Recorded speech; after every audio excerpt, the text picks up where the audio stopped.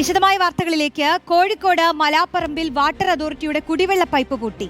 നിരവധി വീടുകളിലും വ്യാപാര സ്ഥാപനങ്ങളിലും വെള്ളം കയറിയതോടെ പ്രദേശവാസികൾ ദുരിതത്തിലാണ്. ഇന്നും നാളെയും പ്രദേശത്ത് കുടിവെള്ളം മുടങ്ങും. AK അഭിലാഷ് ചേരുന്നു. അഭിലാഷ്, വലിയ പ്രതിസന്ധിയായല്ലേ? ഇത് എപ്പോഴാണ് ഈ പൈപ്പ് പൊട്ടിയത്? ഏതൊക്കെ പ്രദേശങ്ങളിൽ ഈ കുടിവെള്ളം ഇല്ലാത്ത പ്രതിസന്ധി നേരിടും? റോഷ്നി, ഏതാണ്ട് ഇന്ന് പുലർച്ചെ 2:30 കൂടിയാണ് ഇത്തരത്തിൽ പൈപ്പ് പൊട്ടിയത്. വലിയ ശബ്ദത്തിലോട് കൂടിയാണ് ഈ പൈപ്പ് പൊട്ടിയത് എന്നാണ് നമുക്ക് മനസ്സിലാക്കാൻ കഴിയുന്നത്. മലാപ്പറമ്പിൽ നിന്ന് ഫ്ലോറിക്കാൻ റോഡ് എന്ന് പറയുന്ന ആ റോഡിലാണ് ഇപ്പോൾ പൈപ്പ് പൊട്ടിയിരിക്കുന്നത്. ഏതാണ്ട് 1 മീറ്ററോളം ആഴത്തിൽ ഇവിടെ വലിയ തരത്തിലുള്ള ഗർത്തം രൂപപ്പെട്ട് കഴിഞ്ഞിട്ടുണ്ട്.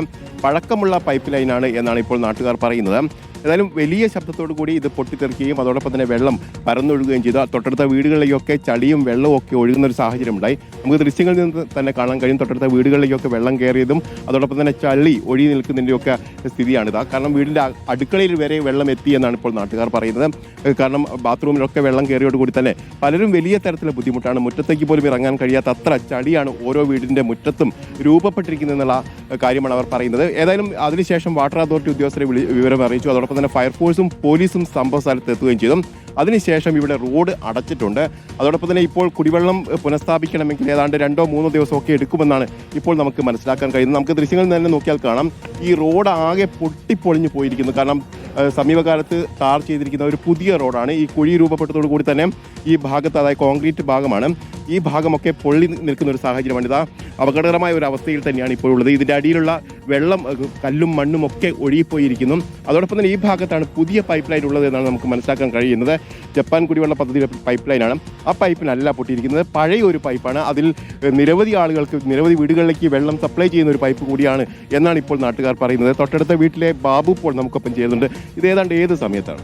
ഒരു 3 മണിയായി കാണണം. ശബ്ദമുണ്ടായിരുന്നോ? ശബ്ദം ഉണ്ടായതായി അറിയില്ല. അടുത്ത വീട്ടിൽ നിന്ന് അറിയിച്ചപ്പോഴാണ് ഞങ്ങളിത് വന്ന് നോക്കുന്നത്. അപ്പം മുഴുവൻ വെള്ളമാണ്. ചെരുപ്പുകൾ മുഴുവൻ പോയി, ഞങ്ങളുടെ എല്ലാം ഒലിച്ചു പോയി, ചട്ടി ഒലിച്ചു പോയി. ഇത് മുഴുവൻ വെള്ളം, ചളി. അടുത്ത വീടുകളിലൊക്കെ വെള്ളം കയറി, അപ്പുറത്തെ വീടുകളിലൊക്കെ വെള്ളം കയറി ഉള്ള. ഞങ്ങൾക്ക് പിന്നെ വീട്ടിനകത്ത് കയറിയിട്ടില്ല, ബാത്റൂമിലൊക്കെ കയറിയിട്ടുണ്ട് ഉള്ളിൽ നിന്ന് കൂടെ. ഇതിൽ കോമ്പൗണ്ടിൽ വാഹനം പുറത്തേക്ക് എടുക്കാൻ പറ്റില്ല. ഇനിയിപ്പോൾ കമ്പിളിൽ മണ്ണൊക്കെ ചളിയൊക്കെ കെട്ടി നിൽക്കുകയാണ്. വീടിൻ്റെ ആ സ്റ്റെപ്പ് വരെ മേലെ വരെ 1 ഇഞ്ച് വെള്ളം കയറിയിട്ടുണ്ടായിരുന്നു.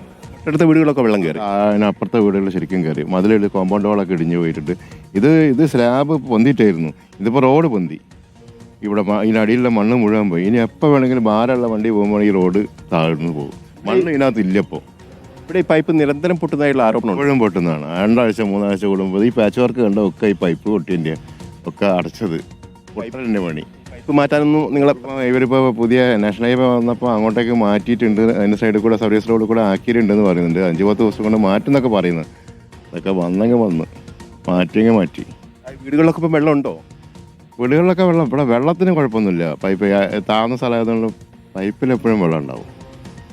വാട്ടർ അതോറിറ്റിൻ്റെ വെള്ളമല്ലേ? വാട്ടർ അതോറിറ്റിൻ്റെ വെള്ളം ഇവിടെ എല്ലാവരും ഉള്ള വീടുകളിലൊക്കെ വെള്ളം ഉണ്ടാവും.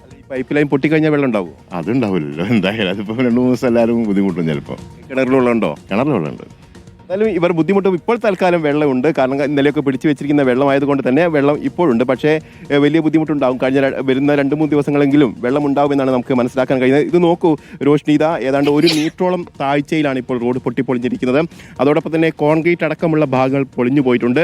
റോഡിൻ്റെ അടിഭാഗത്തുള്ള മണ്ണടക്കം ഒലിച്ചു പോയിരിക്കുന്ന ഒരു സാഹചര്യത്തിൽ റോഡ് തന്നെ പുനഃസ്ഥാപിക്കേണ്ടി വരുന്ന ഒരു സാഹചര്യമാണ്. പൈപ്പ് മാത്രം പോരാ, ഈ പൈപ്പ് ഏതാണ്ട് 28-30 വർഷത്തോളം പഴക്കമുള്ള പൈപ്പ് ആണ് ഇത് എന്നാണ് നാട്ടുകാർ പറയുന്നത്. ഇത് പുനഃസ്ഥാപിക്കുന്നതിനാവശ്യമായ നടപടിയൊക്കെ നേരത്തെ തന്നെ സ്വീകരിക്കണമെന്ന് ഇവർ ആവശ്യപ്പെട്ടിരുന്നു. പക്ഷേ നടപടിയൊന്നും ഉണ്ടായിട്ടില്ല. പക്ഷേ ഇപ്പോൾ ദേശീയപാതയുമായി ബന്ധപ്പെട്ട് ആ ഭാഗത്തൂടെ പുതിയ പൈപ്പ് ലൈൻ വരുന്നുണ്ട്.